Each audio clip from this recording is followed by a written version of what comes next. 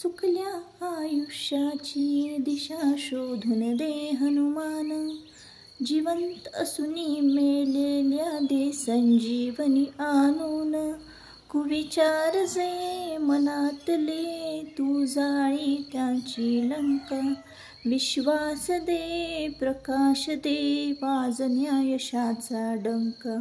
तुम्हा सर्वांना हनुमान जयंतीच्या खूप साऱ्या शुभेच्छा। हॅलो नमस्कार, मी सुप्रिया नवीन एका व्लॉगमध्ये आपलं मनापासून स्वागत करते। तुम्हाला आजचा दिवस सुखाचा, आनंदी आणि आरोग्यदायी जाओ। तुम्ही जी काही स्वप्न पाहिली असतील ती सगळी स्वप्न तुमची पूर्ण होत। त्याचबरोबर शुभ सकाळ सर्वांना। सकाळची वेळ आहे, आज लवकर उठले होते। आत्तापर्यंत सगळी कामं आटपलेली आहेत क्लिनिंगची आणि आता सुरुवात करते स्वयंपाकाला। आता सकाळचे 7:15 वाजले असतील। तर सकाळी सकाळी ना देवपूजा फक्त पाठीमागं आज मी ठेवलेली आहे, बाकी झाडलोट, सडा रांगोळी आणि पुसपास जे काही घरातलं काम असतं ना ते सगळं मी आटोपलेलं आहे। आणि नेहमीप्रमाणे आता अन्नपूर्णेची पूजा करते। तर आज आहे शनिवार आणि आज आहे हनुमान जयंती। तर आज आमच्या गावची ना ताजी यात्रा असते। तशी मी पोस्ट केली होती की गडबडीत आहे, धावपळीत आहे। तर यात्रा असली ना की खूप धावपळ होते बघा ताईंनो। त्यात मग ताज्या यात्रे दिवशी एवढं काही नसतं, पण शिळी यात्रा असेल ना तर मग पाहुणेरावळे मंडळी जे आहेत ना आजूबाजूची ती जेवायला येतात आणि मग खरंच धावपळ असते। म्हणजे त्यांना भाकरी थापून पटापट वाढायचं, काम करायचं, जेवलेल्या माणसांची पटापट ताटं उचलायची, त्यानंतर स्वयंपाक, हे सगळं तर सगळ्या गोष्टी असतातच। त्यानंतर मंडळी घरामध्ये येणार आहेत, पाहुणे मंडळी, तर मग घर पण स्वच्छ असलं पाहिजे असं वाटतं आपल्याला। तर वर्षातून एकदा ना अशी धावपळ होतेच होते बघा ताईंनो। आणि यात्रा तोंडावर आली ना तर बघा मी घर काही तुम्हाला बघा आजूबाजूला भांडी वगैरे एवढी मांडणी वगैरे दिसत असेल, पण स्वच्छ केलेलं नव्हतं। कारण आता शेतीची कुठंतरी आत्ताच कामं पूर्ण झाली होती आमच्या आणि उन्हाळी काम पण चालू होतं। तर तुम्ही मागचे व्हिडिओ जर पाहिले असेल तर तुम्हाला माहिती असेल। आणि नुकतीच तोंडावर यात्रा आली होती तर मला साफसफाई करायला वेळच मिळाला नाही। आता बघूयात म्हटलं, हे जे 2 दिवस आहे यात्रेचे ते गेले की मग आपण निवांत अशी साफसफाई करूयात। तर ताईंनो आजच्या व्हिडिओमध्ये ना मी तुमच्याबरोबर ना पुरणपोळीचा स्वयंपाक जो आहे तो संपूर्ण स्वयंपाक अगदी स्टेप बाय स्टेप शेअर करणार आहे। ज्या कोणी नवीन गृहिणी असतील, म्हणजे आत्ताच नुकतंच लग्न झालेलं असेल किंवा त्यांना पुरणपोळीचा स्वयंपाक करताना काही प्रॉब्लेम येत असतील, तर त्यासाठी त्यांनी हा जो व्हिडिओ आहे ना संपूर्ण बघितला तर तुम्हाला नक्कीच हा पुरणपोळीचा स्वयंपाक जो आहे तो जमणार आहे। आत्ता मी जे माप तुम्हाला दाखवलं त्याला चिपटं म्हणतात। एक चिपटं भरून मी डाळ घेतलेली आहे। जुन्या काळामध्ये ह्या मापानेच धान्य मोजलं जायचं। हे माप 3 वेळा धान्य भरून घेतलं की 1 किलोचं प्रमाण होतं। हेच चिपटं अर्ध भरून घेतलं तर त्याला कोळवं म्हणतात। म्हणजे कोळवा म्हणजे बघा एखादं छोटं फुलपात्र इतकं माप आहे कोळवं। तर मापटं, चिपटं, कोळवं, आदुली, पायली हे सगळे जुनी मापं आहेत। तुम्हाला जर इंटरेस्ट असेल तर मला नक्की सांगा, मी यावर एक व्हिडिओ बनवेन की जुन्या मापांना पूर्वी काय काय म्हटलं जायचं आणि ती माप कशी दिसायचीत। आता पातेल्यामध्ये पाणी घेतलेलं आहे। पाण्याचं काय एवढं प्रमाण नाही, अर्ध पातेलं पाणी घेतलेलं आहे। गॅसवर ठेवून द्यायचं आहे। थोडंसं अगदी काटामोड इतकं कोमट करायचं आहे। प्रत्येक वेळेस पुरणपोळीचा स्वयंपाक करताना मी तुम्हाला हेच सांगते आणि ह्या सगळ्या टिप्स ज्या ट्रिक्स आहेत ना ते मी माझ्या पद्धतीनं बघा मी तुम्हाला सांगते, तशाच जर तुम्ही फॉलो केल्या तर तुमची पुरणपोळी कधीच चुकणार नाही। तर थोडंसं काटामोड असं पाणी होऊ द्यायचं। आता असं केल्यानं काय होतं ताईंनो, अगदीच थंड पाण्यामध्ये तुम्ही डाळ घातली ना की ती पटकन शिजणार नाही आणि अगदी कडक पाण्यातही घातली ना तरीसुद्धा ती डाळ शिजणार नाही।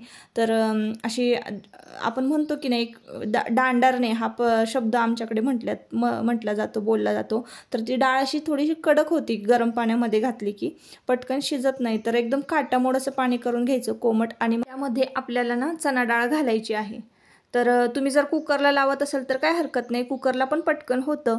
पण आमच्याकडे अशी पातेल्यामध्ये उघडी डाळ शिजवली जाते। आता चवीत काही फरक पडतो की नाही हे अजून मला तरी आज अनुभव आलेला नाही आहे, पण असं म्हणतात की कुकरमध्ये डाळ शिजवली की जरा पुरणामध्ये फरक पडतो।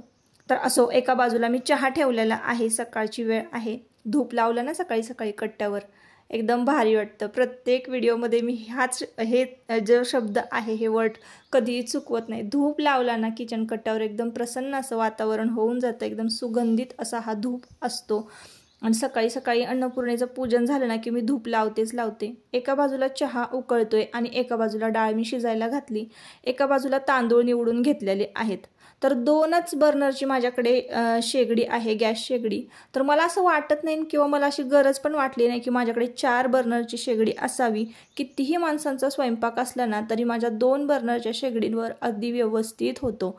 तर इकडे चहा मी उकळवून घेतलेला आहे, झाकण वगैरे ठेवून दिलं आणि तांदूळ निवडून घेईपर्यंत बघा इकडे डाळ पण उकळलेली आहे, इकडे चहा पण माझा तयार झालेला आहे. आणि आता तोच गॅस जो आहे ना शेजारचा, तर मी तो काही बंद केला नाही, बारीक फ्लेम ठेवलेली आहे आणि पटकन इकडे तांदूळ धुवून घेते आणि त्या गॅसवर लगेचच मी भात शिजायला घालणार आहे. तर अशा पद्धतीनं मी बघा स्टेप बाय स्टेप स्वयंपाक करते, म्हणजे काय होतं गडबड पण होत नाही. आता डाळ शिजायला घातली ना की लगेच सकाळी सकाळी भात शिजायला घालायचा. ज्या वेळेला जास्त मंडळी असतील जेवायला ना त्यावेळेला अशाच पद्धतीनं पटपट पटपट म्हणजे गॅस अजिबात मोकळा ठेवायचाच नाही. काही ना कुठल्या तरी गॅसवर म्हणजे कुठल्या तरी बर्नरवर काही ना काहीतरी शिजत असलंच पाहिजे, तर आपला स्वयंपाक जो आहे तो पटपट आटपणार आहे. तर आमच्याकडे पुरणपोळीचा नैवेद्य असतो. सकाळी सकाळी मी डोकावून बघितलं की सूर्योदय झालेला आहे का, तर झाला होता. आणि मग लगेचच एका तांब्यामध्ये ना पाणी घेतलं. लाल फूल घ्यायचं किंवा कुठलंही एखादं सुगंधित फूल असेल ते पाण्यामध्ये घालायचं, हळद कुंकू घालायचं आणि मग सूर्यदेवांना ना अर्घ्य अर्पण करायचं. तर सकाळी सकाळी मी तुम्हाला दाखवलं सूर्योदय झालेला होता आणि बऱ्यापैकी छान सूर्योदय दिसत होता. हे करा, ऐका ना, दिवा प्रज्वलित करा. इकडं इकडं इकडं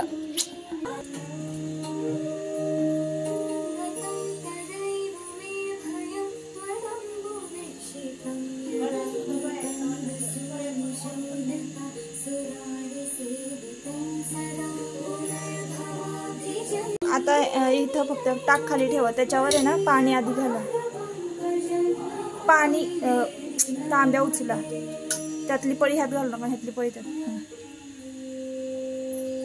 तर आमच्याकडे ना ज्योतिबाचं देऊळ आहे. ज्योतिबाची यात्रा आमच्याकडे साजरी केली जाते.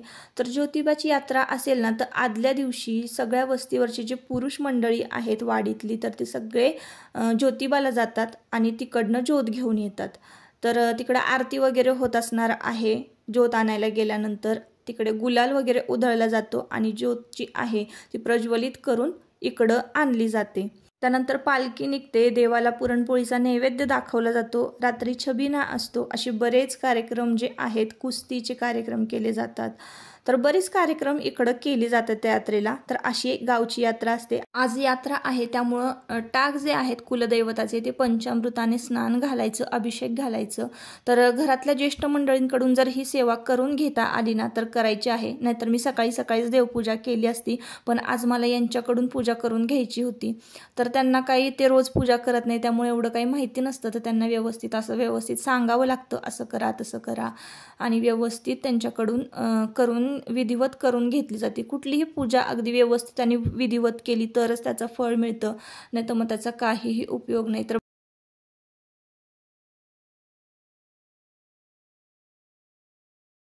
डोक्यापासून खाली पंचामृत ज्योतिबाच्या नावानं.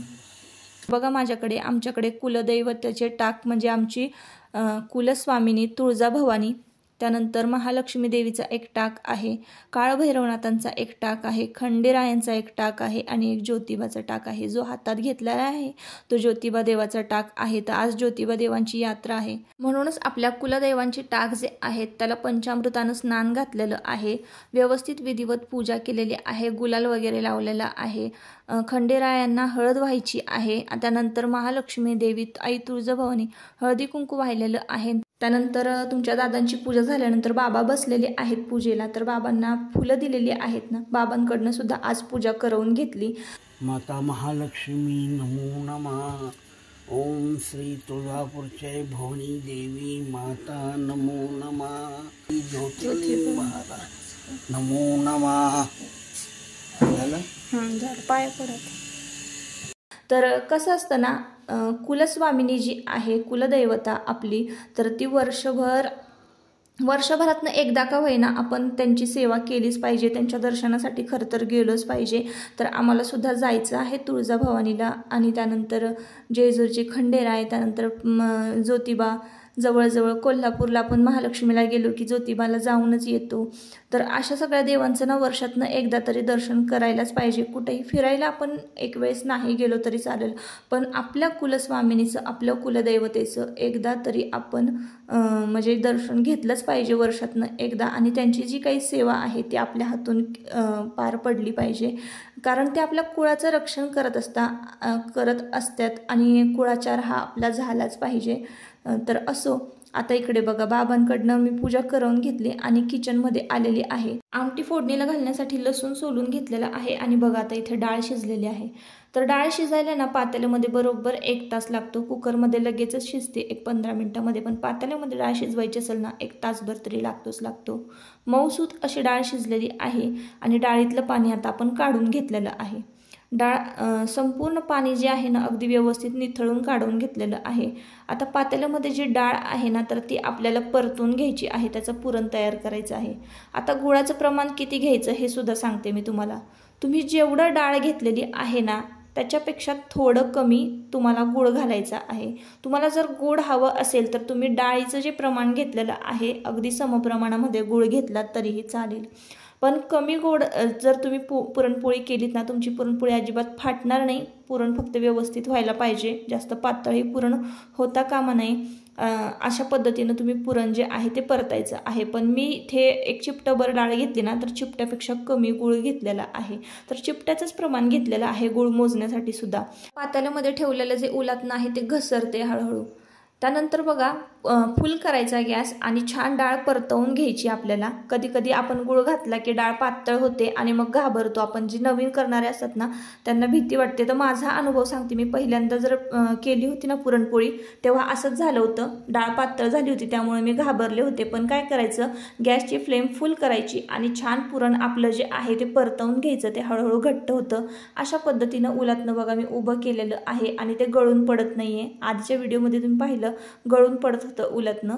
तर तसं असं उलथनं एकदम स्ट्रेट असं ताट उभं राहिलं की समजायचं आपलं पुरण जे आहे ना ते अगदी परफेक्ट झालेलं आहे, अगदी व्यवस्थित परतलं गेलेलं आहे. आता एका बाजूला डाळीचं पाणी उकळत ठेवलेलं आहे, एका बाजूला लोखंडी तवा ठेवलेला आहे.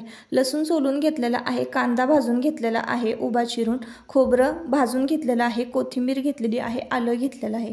ह्या सगळ्याचं वाटण करायचं आहे आपल्याला. कोथिंबीर मुठभर होती, कांदे 2 मीडियम साईजचे आहेत आणि मुठभर खोबऱ्याचा खीस भाजून घेतलेला आहे आणि 5-6 लसणाच्या पाकळ्या होत्या. प्रमाणसुद्धा मी तुम्हाला मसाल्याचे व्यवस्थित सांगितलेलं आहे. तर त्याचं वाटण तयार करून घ्यायचं. माझ्याकडे असा पद्धतीचा लोखंडी तवा आहे, त्या तव्यामध्येच मी मसाले किंवा असं काही असेल आमट्या तर त्या फोडणीला घालते. तर कटाच्या आमटी फोडणी घालण्याची पद्धत मी तुम्हाला माझी जी आहे ती तुमच्याबरोबर शेअर करते. तर तवा तापवून घेतलेला आहे, 2 पळ्या तेल मी त्यामध्ये घातलेलं आहे. तेलाचं प्रमाण थोडं कमीच ठेवायचं आहे. आणि मग त्यानंतर ना वाटण जे आहे वाटलेलं ताजा फ्रेश कढीपत्ता आधी मी तेलामध्ये, गरम तेलामध्ये छान घातला, तडतडू दिला आणि त्यानंतर आपण जे वाटण तयार करून घेतलेलं आहे ते वाटण आपल्याला ना मस्तपैकी त्या तेलामध्ये तेल सुटेपर्यंत भाजून घ्यायचं आहे. त्यानंतर त्यामध्ये घालायचं आहे लाल तिखट. आपलं घरगुती लाल तिखट तुम्ही जे वापरत असाल ते घाला. प्रमाण तुमच्या तिखटाचं तुम्हाला माहितीच असेल. तर माझं लाल तिखट जे आहे मी मिसळलेलं, तुम्ही व्हिडिओ जर पाहिला असाल तर ते खूप तिखट झालेलं आहे, म्हणून मी 1च चमचा घातलं. चिमूटभर हळद घातली आणि मीठ घालायचं आहे. तर मी आमटीमध्ये मीठ घालायला विसरले होते, नंतर मी टेस्ट केल्यानंतर मला कळालं, मग मी मीठ घातलं. पण आता इथं तुम्ही या मसाल्यामध्ये मीठ घातलं ना तर तुमचं जे वाटण आहे ना ते चांगलं भाजलं जाईल. त्यानंतर मी थोडंसं इथं काश्मीरी लाल चिली पावडर घातलेली आहे. खरं तर गरजच नाही घालायची, पण थोडीशी छान कलर यावा, लाल दिसावी, तवंग यावा यासाठी मी थोडीशी काश्मीरी लाल चिली पावडर घातलेली आहे.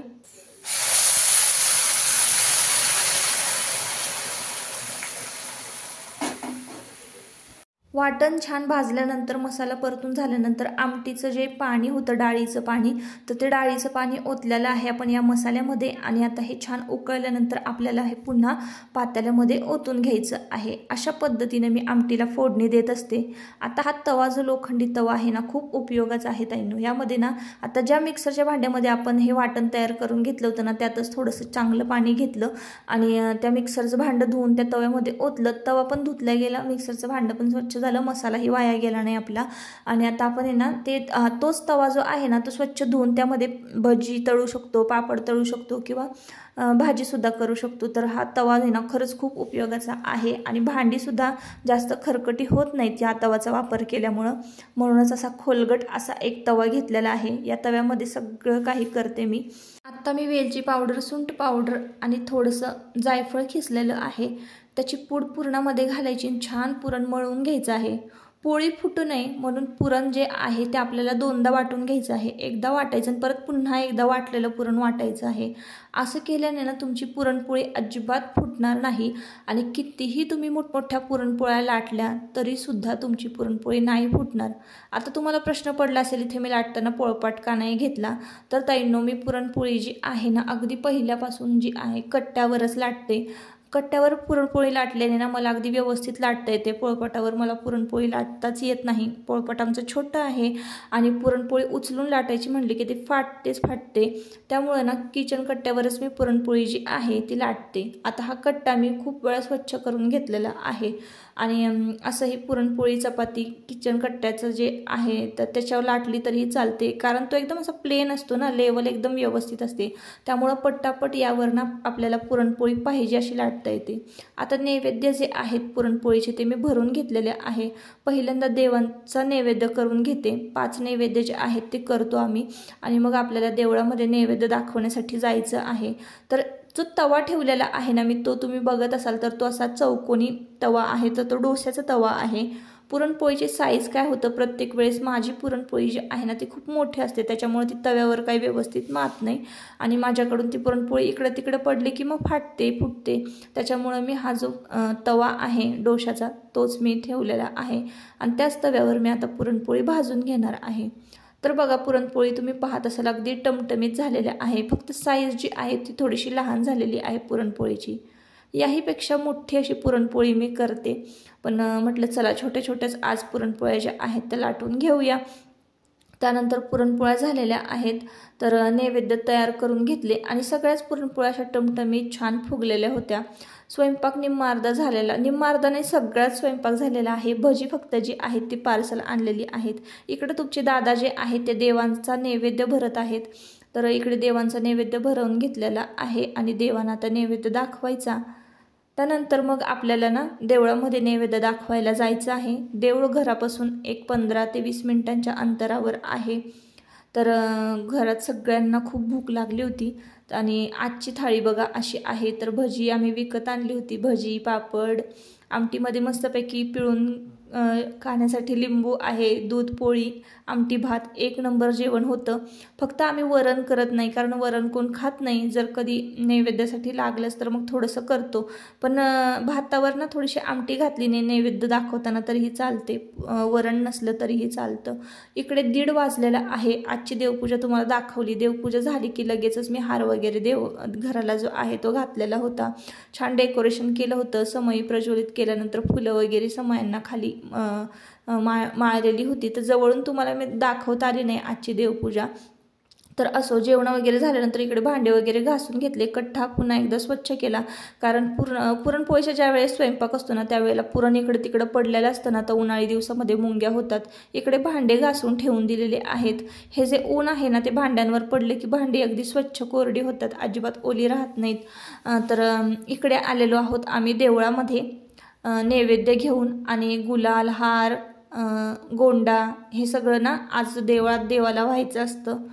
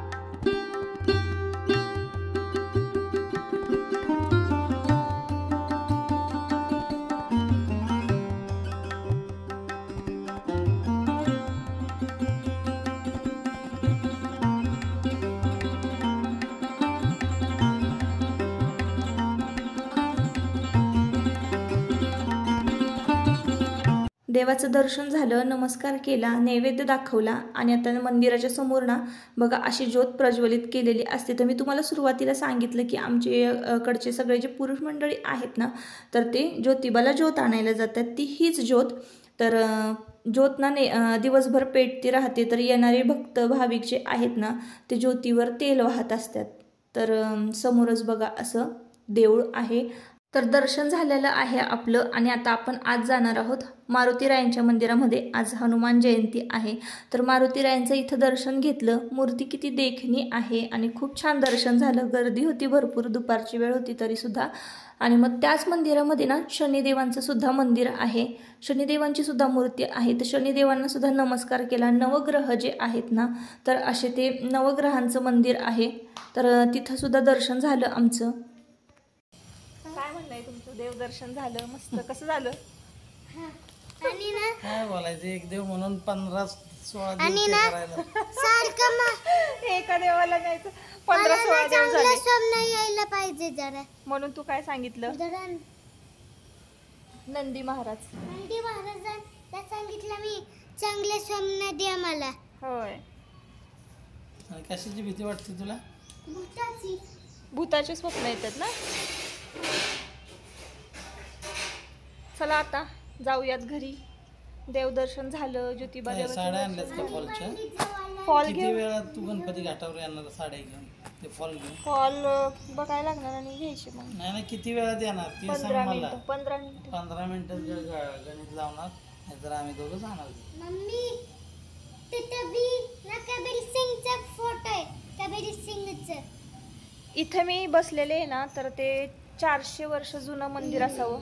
पाठीमागून तुम्हाला फक्त एक झलक दाखवते आणि मग आपण लगेच निघूया. वाईला दक्षिण काशी म्हटलं जातं आणि इथं तुम्हाला अशी अनेक मंदिरं बघायला मिळतील. अगदी आखीव रेखीव कृष्णा नदीच्या घाटावर तर खूप शंकराचे मंदिरं जे आहेत त्या प्रत्येक शंकराच्या मंदिरामध्ये मी तुम्हाला श्रावणामध्ये दर सोमवारी नेलेलं आहे आणि ते व्हिडिओ अजूनही आपल्या चॅनलवर अपलोड आहेत. बघायचे असेल तर तुम्ही नक्की चेकआउट करा. पण हे जे एक मंदिर आहे ना शंकराचं तर शेजारीच विठ्ठल रुक्मिणीसुद्धा मंदिर आहे आणि हे शंकराचं मंदिर आहे. तर भव्य अशी पिंड आहे. पिंडी मी तुम्हाला दाखवली नाही. मंदिराचा आजूबाजूचाच गाभारा तुम्हाला दाखवते. तर लाकडी सभामंडप आहे. हे त्या वर्षीचं 400 वर्षापूर्वींचं हे लाकडी बांधकाम आहे आणि ते किती आखीव रेखीव आहे. कलर तुम्ही बघू शकता अजून जसाच्या तसाच आहे. त्यावरचे पोपट मोर नक्षीकाम खूप बघण्यासारखं आहे. आणि आतला जो सभामंडप आहे तर तो ना दगडी आहे. तर असो ताईंनो, आता या व्हिडिओचा शेवट मी इथंच करते. आपण परत पुन्हा भेटूया छानशा एका व्हिडिओमध्ये. तोपर्यंत स्वतःची काळजी घ्या आणि टेन्शन फ्री राहा. व्हिडिओ जर आवडला असेल तर नक्की चॅनलला सबस्क्राईब करा आणि व्हिडिओला लाईक करा. Bye bye.